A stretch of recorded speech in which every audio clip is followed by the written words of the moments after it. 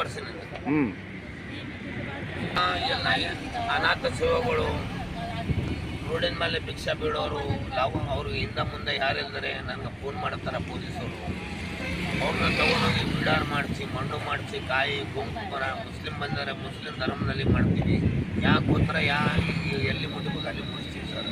ನಮಗೆ ಶಶಿಕಾಂತ್ ಡಿಸಿ ಸಾಬ್ರು ಭಾಳ ಒಳ್ಳೆ ಕೆಲಸ ಮಾಡಿದ್ರು, ನಮಗೆ ಭಾಳ ಹೆಲ್ಪ್ ಮಾಡಿದ್ರು. ಅವ್ರು ಇಲ್ಲ ಹೊಸ ಡಿ ಸಾಬ್ರು ಬಂದಾರ. ಅವರು ಒಂದು ಬೇಡಿಕೆ ಏನಂದ್ರೆ ಒಂದು ಹೊಸ ಆಟೋ ಕೊಡಿಸಿ, ಆಟೋ ಎಲ್ಲ ಹಳೇದಾಗ್ಬಿಟ್ಟ ನಮಗೆ. ಅವ್ರು ಕೊಡಿಸಿ ಹೋಗಿದ್ದೆಲ್ಲ ಆಟೋ ಎಲ್ಲ ಹಳೇದಾಗ, ಒಂದು ಆಟೋ ಕೊಡ್ತಾರೆ ಪುಣ್ಯ ಬರ್ತಾರೆ. ಇದನ್ನು ಮಾಡ್ತೀವಿ ಅದನ್ನು ಮಾಡ್ತೀವಿ ಸರ್.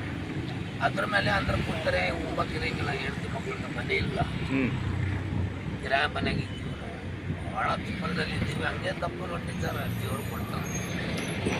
ಅವನು 24 ಹೆಣ್ಮಕ್ಳು ಗರ್ಭಿಣಿಲಿ ಸಾಯಲಿ, ಯಾರನ್ನಿರಲಿ, ಒಳ್ಳೇದು ಏನೇನು ಪುಣ್ಯ ಬರ್ತಾವ ಅಂತ ಕೆಲಸ ಮಾಡ್ತೀವಿ. ನಮಗೆ ಕೈ ಇಡೋರು ಯಾರಿಲ್ಲ. ಡಿ ಸಿ ಸಾಬ್ರು ಕೇಳ್ಬೇಕನ್ನಕತ್ತೀವಿ. ಎಸ್ ಪಿ ಸಾಬ್ರನ್ನ ಒಳ್ಳೆಯವ್ರು ಬಂದಾರ. ಅವ್ರಿಗೆ ಸ್ವಲ್ಪ ಕಣ್ಕಾರ ಸಿಕ್ಕರೆ ನಮ್ಗೊಂದು ಆಟೋ ಕೊಡ್ತಾರೆ ಸಾಕು, ಒಂದು ಮನೆ ಕೊಡ್ತಾರೆ ಸಾಕು. ಎರಡೇ ಆಗುತ್ತೆ. ನಾನು ಸತ್ತರೆ ಮನೆಗೆ ಹೆಂಡತಿ ಮಕ್ಕಳು ರೋಡಿನ ಮೇಲೆ ಬರ್ತೀನಿ. ನನಗೆ ಯಾರು ಮನೆ ಬಾಡಿಗೆ ಕೊಡಂಗಿಲ್ಲ ಸರ್. ಮನೆ ಕೇಳಾಗ ಅವ್ನು ಹೆಣ ಬಿಡ್ತಾನಪ್ಪ, ಮನೆ ಕೊಡ್ಬೇಡೋದು. ಅಷ್ಟು ಪರಿಸ್ಥಿತಿಗಳವ.